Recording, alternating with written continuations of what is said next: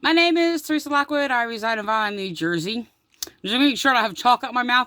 I just tried to do a video with my brownie and I dropped it on the floor. So, anyway, this is my very first chocolate brownie made from scratch. Not only that it is my very first chocolate brownie made from scratch, it is my very first chocolate brownie that is sugar free. And yes, it tastes good. So, um, I made these for a bribery, by the way, to get the kitchen fixed.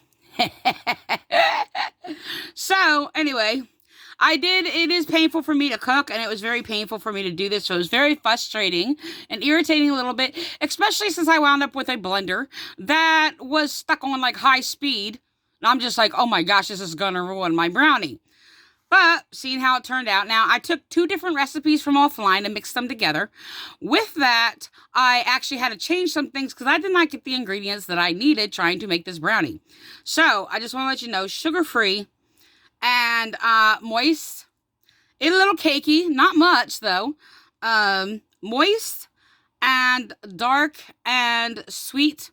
And so what I added was about a half a cup of cocoa powder.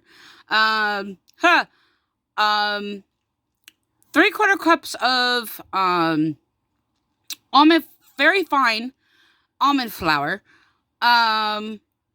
Like probably, I don't know, I just filled up the rest of it with like cocoa powder. Cocoa powder. Cocoa flour. I'm sorry, cocoa flour and protein, whey, isopure protein mix or whatever. So I got them from 2 different recipes. So it's not my recipe, but I changed things. So one recipe called for like powdered sugar and the other one used like erythritol or whatever just by itself. I'm not going to do that. So I have a monk fruit sugar with erythritol mix in it blend.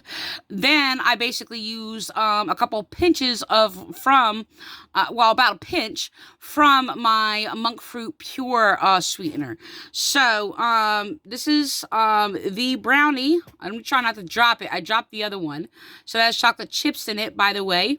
So I'm like, oh my gosh, how am I going to get this brownie, to be right or whatever? And the thing is, what I did differently, like, I'm like, okay, I have granulated sugar, not powdered. Well, it's not sugar. It was monk fruit erythritol blend sweetener, if you will. I'm sorry. So I'm like, okay, the thing is, it's like, how am I going to it's not going to be the same if you use different sugars. There is like a slight offness, okay? So, I know that from like using the sugar and using it in recipes before, the difference what grain sugar does, regular sugar in the past, what grain sugar and, powdered sugar does. That's why they use 2 different ones. So the thing is that, so what I did instead of mixing the monk fruit, erythritol sweetener in the dry ingredients, I actually put it in the egg and whipped it up with the egg, okay? So I'm just like, I need to disintegrate this sugar down. So I tried it that way, okay? So I did little things different on my own accord from my experiences from using ingredients or whatever. So this is... it's got a very rich chocolatey taste. It's a little bittery from the dark chocolate because that's what's going to be in the no sugar recipes that are chocolate. So it does have that dark chocolate feel. So a lot of people like that. So it is a dark chocolate. I would recommend not to beat this on high speed, which I knew was going to come out cakey like that. So I'm going to try it again. But it is still moist and it is not chewy. It has a little, it's not chewy, but it has a little binding or whatever. So the thing is yeah, so I mixed 2 ounces of baker's chocolate into egg like the recipe called for. No, actually I did not use butter. Well, with butter, it was supposed to be butter. I did not have butter. I only had ghee. So I'm like, oh my gosh, I hope this does not throw things off or whatever, because even when people use ghee a lot in recipes, they still use butter in their baking. I'm just like, oh my gosh, that's all I have. So I actually did use ghee, so I'm not really sure the difference of consistency in baking goods or recipes. They do switch off when they do make baking goods, so I don't know the difference. This is my first one that I've made so far. So, but it does take care of a chocolate. See, do I have chocolate? Chocolate craving. If you have one, it's very rich. It's sweet. And I don't think it seems like that it is something that is sugar-free. So it has a little bitterness of it, hinting to the dark chocolate effect that is actually in most dark chocolate things. So the thing is, I can't alter it, I can't make it better, and I didn't have the same ingredients that I actually wanted to make this with. So, yeah, it's chocolate chip. You sit there, get that on there, see? And, yeah, that's my brownie. So, my first brownie from scratch.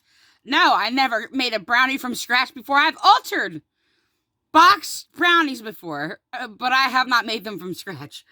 So, because sometimes I didn't never like the cake-like brownie. If you're gonna buy a cake, you buy a cake. If you're gonna buy a brownie, you're gonna buy a brownie. So I always say I had to alter it.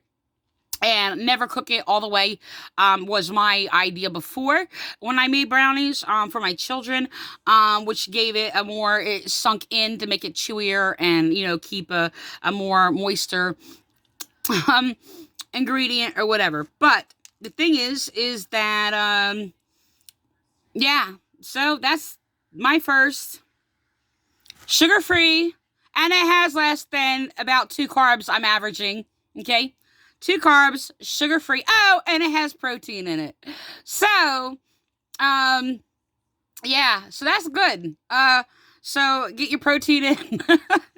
And, yeah, it actually looks prettier than most brownies I've seen with the recipes online.